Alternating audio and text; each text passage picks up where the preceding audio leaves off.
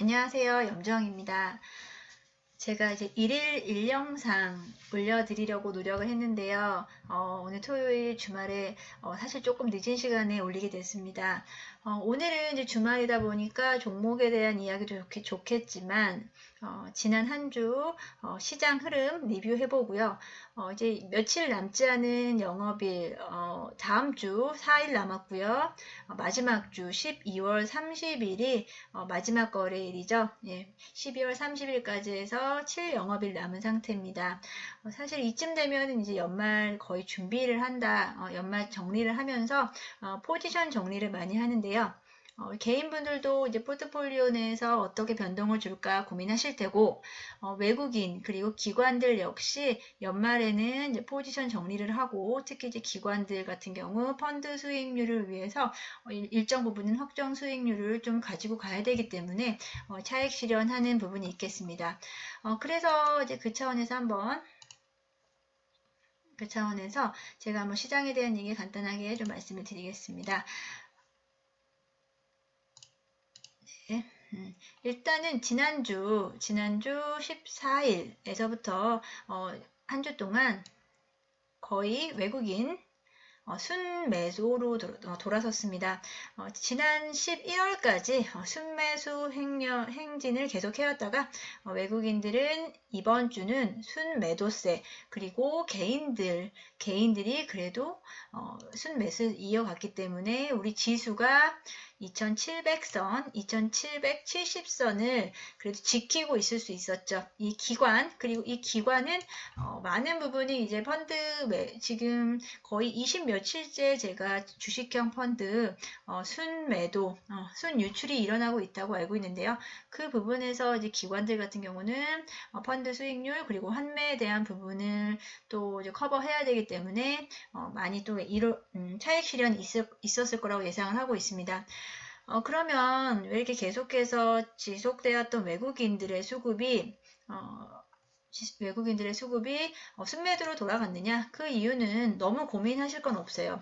외국인들 같은 경우는 외국인 그리고 이제 기관들 다 마찬가지고요. 이제 회사 입장에서는 연말에는 보통 이제 정리를 한다라고 생각을 하시면 되고요. 그런 부분에서 외국인들이 순매도를 했기 때문에 지수 탄력을 못 받았다. 지금 쉬어가고 있다라고 생각을 하시면 돼요. 그럼 남은 7영업일 동안 연말 어떤 부분을 좀 체크를 해봐야 될 것인지 한번 얘기를 해보겠는데요. 일단 첫 번째로 환율입니다. 제가 이제 잠시만요.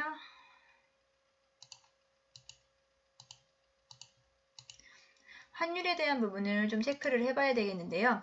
환율이 지금 이 그래프를 한번 보시면 환율과 주식은 지금 이 첫 번째 위에 것이 환율이고요. 환율 그래프 그리고 이 두 번째 게 이제 코스피 그래프입니다. 코스피 그래프인데 지금 이제 7월부터 지금 연말까지 계속 진행되고 있는 과정을 지금 보고 있는데요. 어떻게 됐을까요? 거의 지금 반대로 움직이고 있죠. 환율은 사실 지금 좀 환율이 많이 하락했었죠. 하락함과 동시에 코스피는 올라갔다. 이런 말씀 많이 들어보셨을 텐데요. 원달러 환율, 한마디로 우리가 평상시 알고 있는 환율에 따라서 외국인들의 수급이 달라진다. 라고 얘기를 해드릴 수 있겠는데 가장 쉽게 그냥 이해를 하시면 될 것 같아요. 환율이 떨어지면 코스피는 올라간다. 환율이 떨어진다는 것은 다시 말하면 원화 강세이다. 원화 강세이기 때문에 외국인들이 좋아한다. 코스피 한국 시장으로 주식을 매수를 한다. 이렇게 생각을 하시면 되고요. 지금 가장 최근에 볼게요. 가장 이번 주에 다시 환율이 1090원 아래까지 내려갔었죠.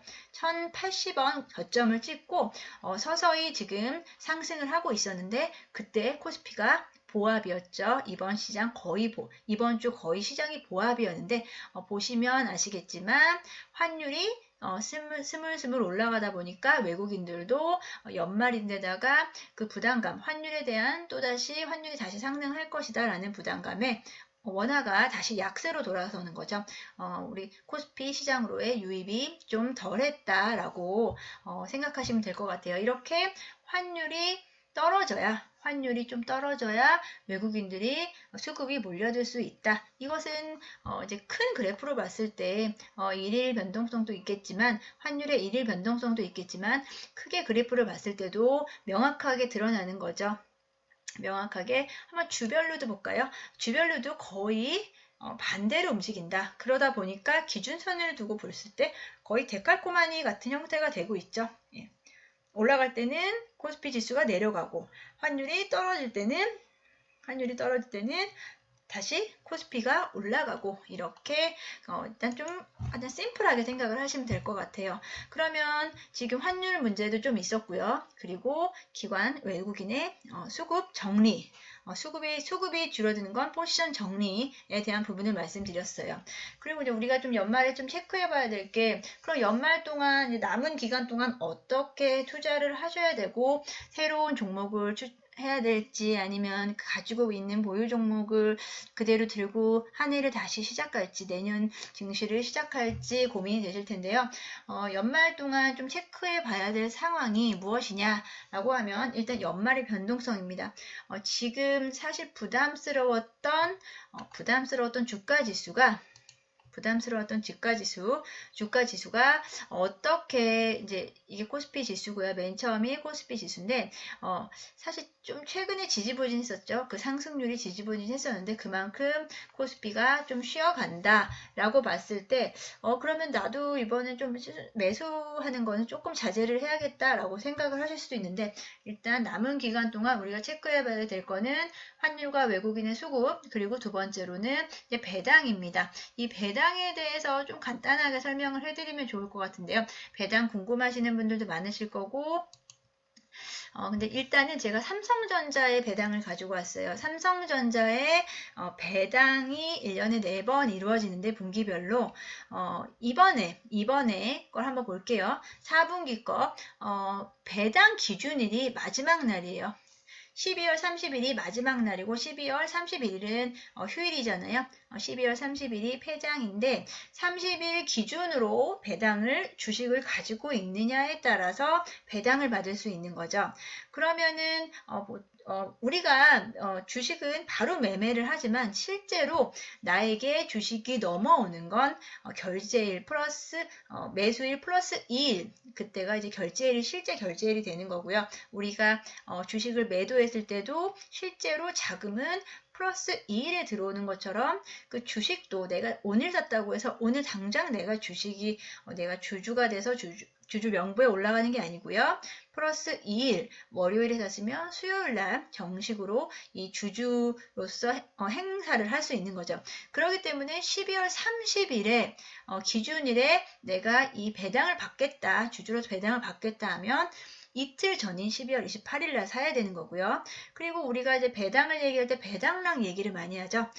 28일에 실제 마지막 거래일, 마지막으로 내가 살 수 있는 기한은 28일이고요.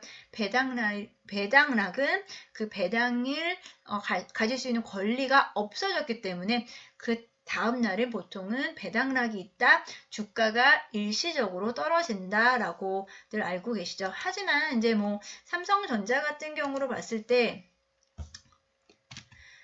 예를 들어서 이제 9월달 볼게요. 9월달 배당락일이 9월 28일이었어요. 9월 28일 날 한번 주가 SK 하이닉스고요. 이거는 삼성전자로 가보면 9월 28일 날 사실 그렇게 눈에 띄게 하락하고 그런 부분은 없었어요. 전체적인 큰 삼성전자의 주가지수 흐름을 봤을 때 그 배당락 때문에 무서워서 주식을 사고 못 사고 이렇게 생각하실 부분은 아닌 것 같고요. 그래도 나는 삼성전자 주식을 가지고 배당을 받고 싶고 좀 삼성전자를 좀 매수를 하고 싶다 이런 분들은 크게 그 배당락 물론 그 종목마다 그 배당과 배당락의 의미가 큰 종목들이 있는데요. 대형주 삼성전자나 이런 주식들은 지금 차라리 조금 주가가 좀 주춤하고 있고 조금 어떻게 보면 좀 조정을 받고 있을 때 나는 사두겠다. 연말에 그 변동성을 이용했을 때 한번 지금까지 못 샀던 종목들, 너무 올라서 못 샀던 종목들 한번 내 포트폴리오에 담아보겠다 하시는 분들은 배당락일은 크게, 아주 크게 염두할 부분은 아니다라고 저는 그렇게 말씀을 드리고 싶고요. 그러면 연말에 제가 중요한 거는 환율에 대한 부분은 지금까지 최근에 너무 많이 좀 환율이 떨어졌었기 때문에 그거에 대한 반등으로 다시 조금 올라갈 수 있는 부분은 어쩔 수 없고요. 그 환율은 어떻게 보면은 환율은 우리가 컨트롤할 수 없는 체계적인 위험이다라고 봤을 때 환율에 따라서 외국인들의 수급, 전체 수급이 달라진다 정도로 이해하시면 좋을 것 같고요. 그리고 연말의 변동성이라고 하면 배당락, 그리고 또 한 가지 좀 요인이 있죠. 배당락 외에 대주주 조건인데요. 개인들이 양도세를 회피하기 위해서 아마 연말에 차익 매물이 연말에 매물이 좀 쏟아져 나올 수도 있다라고 보고 있는데 한번 표로 다시 한번 볼게요.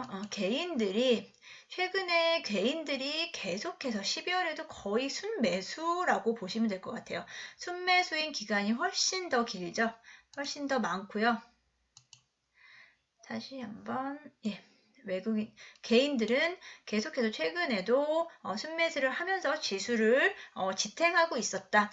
그러면 사실 그 개인들이 양도세를 피하기 위해서 어느 정도는 매물이 나올 것이다 라고 하면 이제 마지막 주, 다음 주하고 마지막 주가 될 텐데요. 외국인들이 환율로 인해서 들어오지 못한다. 그리고 기관들은 포지션 정리를 일정 부분을 해야 되는 이제 그런 구조다. 그리고 개인들이 대주주 요건이 있기 때문에 양도세를 면하기 위해서 일정 부분은 차익 실현을 할 수 있다. 매물을 던질 수 있다 라고 봤을 때 전반적으로 지수가 지금 탄력을 받을 수 있는 어떤 상승 동력은 조금 부족하지 않나 라고 생각을 하고요. 특별히 연말까지 갑작스럽게 어떤 특별한 재료라든지 미국에서 그 부양책 합의안이라든지 이런 부분이 확정된다는 그런 부분이 없다면 지금 수준 유지하면 다행일 것 같고 약간 조정 정도가 나오지 않을까 싶습니다. 그렇기 때문에 이런 기간에 우리가 그럼 취해야 될 행동은 어떤 것인가? 제가 아까 말씀드렸던 내 포트폴리오 관리를 하시는 건데요. 내가 지금 이제 연말을 정리하면서 내년에 끌고 갈 종목들, 내년 초에, 이제 연초가 되면은 다시 또 지수가 또 힘을 받죠. 사람들이 다 으쌰으쌰 해서 매수를 많이 할 것이고, 그러면 연말에 조금 조정을 받는 기간에 포지션 변경을 하시는 것도 추천을 드리고 싶어요. 내가 지금까지 한번 기다려왔던 종목들, 지금 아직 손해라서 손절을 해야 되나 말아야 되나 고민을 하실 수도 있고, 또 지금 보유하고 있는 종목들에 대해서 차익 실현을 하고 좀 나가야 되나 고민을 많이 하실 텐데요.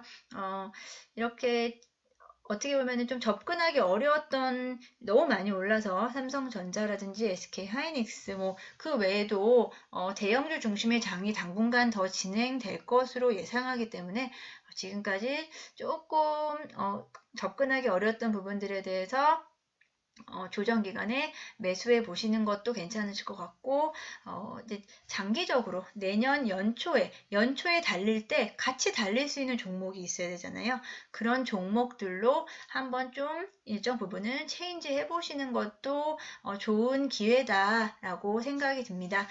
다음 주면은 거의 이제 마지막 주라고 봐야 될 것 같은데요. 연말이 다 끝나가고 다음 주가 이제 조금 거래가 활성화되는 거의 마지막 주다. 그리고 실제로 28, 29, 30 나머지 3경업일은 사실 그렇게 개인분들도 그렇고 나머지 기관들에서도 매매를 하는 게 아무래도 조금 줄어들 수 있겠다. 그 거래 대금 자체가 줄 수 있겠다. 이런 상황에서 다음 주에 마지막에 좀 잘 정리를 하셨으면 좋겠고요. 저도 그에 맞춰서 어떤 종목들 조금 그냥 가기에 좀 아쉬운 그냥 연초를 약간 대비하기 좀 아쉬운 종목들이라든지 그런 유망한 섹터들 다시 한번 정리해서 올려드릴 테니까 이번 주말 동안 내가 가진 내 포트폴리오 내 종목들에 대해서 한 번씩 다시 한번 검토해보는 시간 되셨으면 좋겠습니다. 감사합니다.